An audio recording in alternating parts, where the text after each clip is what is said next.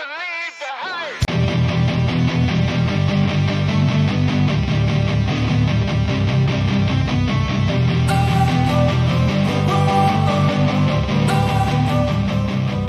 Don't wanna sleep in.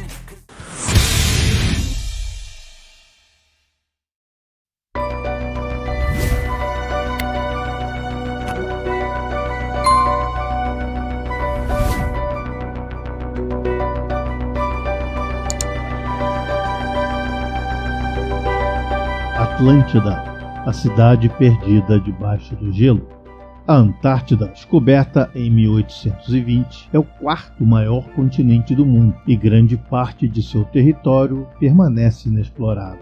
Os Flam-At e outros pesquisadores acreditam que debaixo do gelo nas profundezas há provas da existência de uma civilização avançada que dominou o mundo. Era uma lindíssima terra habitada por uma civilização de navegadores, com uma arquitetura monumental, engenharia avançada e uma capital esplendorosa. Era perfeita demais para durar. À medida que o homem se tornava materialista e corrupto, as tarefas se deslocaram dos céus e o sol saiu em um ângulo diferente. Os terremotos abriram grandes fendas no solo e os vulcões vomitaram mares de lava. Tudo ficou submerso por um dilúvio, apagando do mapa esta formosa terra. 20 anos de estudo. Este é o mito da Atlântida, descrito por Platão no ano 400 a.C. Agora, 2.400 anos depois da história do filósofo grego ter deslumbrado a humanidade com visões do paraíso perdido, um casal canadense, Rand and Rose Flam-At, reuniu dados que apontam que a civilização pôde ter existido. A pesquisa durou 2 décadas e acabou levando-os a Londres. No Museu Britânico, acharam dados que poderiam dar à luz a pesquisa. Comparando as modernas descobertas científicas com velhos manuscritos, mapas e mitos, encontraram informações que pareciam comprovar a teoria. Chegaram à conclusão de que desde o ano 10.000 a.C., os restos da Atlântida permaneciam enterrados sob o gelo da Antártica. Segundo a interpretação que fazem nos escritos de Platão, a Atlântida foi destruída por um cataclismo no ano 9600 a.C. Os Flam-Ats não foram os primeiros a relacionar histórias de diferentes culturas com desastres geológicos. Tanto nas lendas dos índios norte-americanos, como nas mitologias orientais e na Bíblia judaico-cristã, a mesma história se repete. Uma terra que desapareceu subitamente por causa de um dilúvio catastrófico. Antigas teorias descartadas. Os Flam-At deixaram de lado as velhas teorias que situavam a cidade perdida nas profundezas do Oceano Atlântico e no Mar Mediterrâneo e buscaram outras possibilidades. O ponto de partida foi uma teoria geológica desenvolvida por Charles Hapgood e apoiada nada mais nada menos que pelo físico Albert Einstein. Hapgood acreditava que, com o passar do tempo, o peso do gelo dos polos arrastou a crosta terrestre pelo globo como uma casca de laranja deslizando ao redor da fruta. Chamava este fenômeno de deslocamentos da crosta terrestre. Acho seus argumentos muito impressionantes e parece que sua hipótese é correta, escreveu Einstein a Hapgood, incentivando-o a continuar suas pesquisas. Em 1958, quando foi publicado o livro de Hapgood, The Earth's Shifting Crust, Einstein escreveu o prólogo. Hoje em dia, este fenômeno se denomina deriva continental das placas tectônicas. Acredita-se que o deslocamento ocorre a uma velocidade de 16 km a cada milhão de anos. Hapgood acreditava que a crosta terrestre podia deslocar-se súbita e rapidamente, provocando efeitos devastadores que seriam suficientes para causar o desaparecimento de continentes inteiros. Fuga para terras altas. Os Flam-At pensam que há 10.000 anos existia uma civilização tão evoluída. É possível que pudessem prever o desastre e fizessem planos de evacuação. Mesmo que não tivessem feito, continua sendo possível que algumas pessoas sobrevivessem fugindo para terras mais altas, acima do nível do mar. A coincidência da destruição de Atlântida, segundo a interpretação feita por Platão, e a aparição da agricultura os fez pensar que os cidadãos de Atlântida poderiam ter ensinado a outros grupos humanos a cultivar a terra. Os Flam-Ath. Enquanto procurava temas para um roteiro em 1976, Ran Fiem-Ath leu o livro de Charles Hapgood, Maps of the Ancient Sea Kings, Mapas dos Antigos Reis do Mar. A ideia de que uma antiga civilização poderia ter vivido na Antártida marcou o início de sua busca da Atlântida.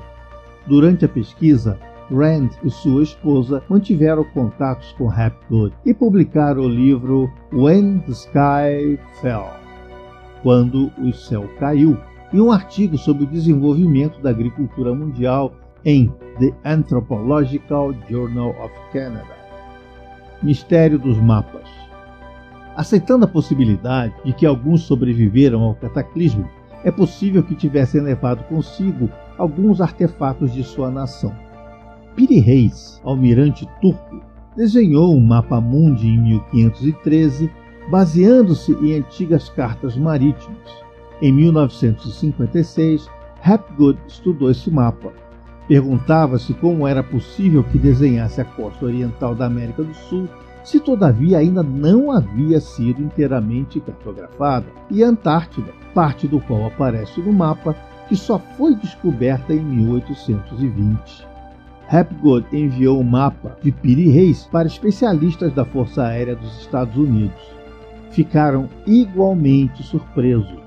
De onde Piri Reis obteve a informação para confeccionar o mapa?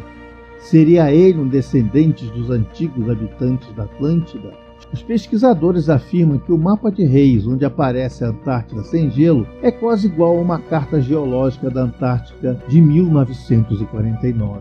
Isso significa que a costa tinha sido cartografada antes de ser coberta pela capa de gelo, informaram os especialistas da Força Aérea dos Estados Unidos. E nessa região, o gelo tem mais de 1,5 km de espessura. Não sabemos como foi feito esse mapa, com os dados e o nível de conhecimento de 1513. Então, Hapgood encontrou outro mapa misterioso, outro documento impossível, o mapa de Oronteus Phineus, copiado em 1531. Nele figurava a Antártida em sua totalidade, com grande detalhamento, incluindo a localização precisa de montanhas, planícies e rios. Tudo isto estava refletido na Carta Geológica de 1949 e na descrição que Platão fez 2000 anos antes. Esses mapas parecem autênticos. As cartas originais nas quais se basearam deviam ter sido feitas por pessoas que tinham alcançado um nível tecnológico que o homem só adquiriu plenamente no decorrer do século XX. Para que tal civilização pudesse desenvolver-se com êxito, teve que estar localizada em um continente de clima ameno, capaz de sustentar uma população em crescimento. Se Atlântida estivesse situada a 3.200 km ao norte do Círculo Polar, poderia tratar-se então de uma civilização de navegadores. Uma possível conexão com o Egito?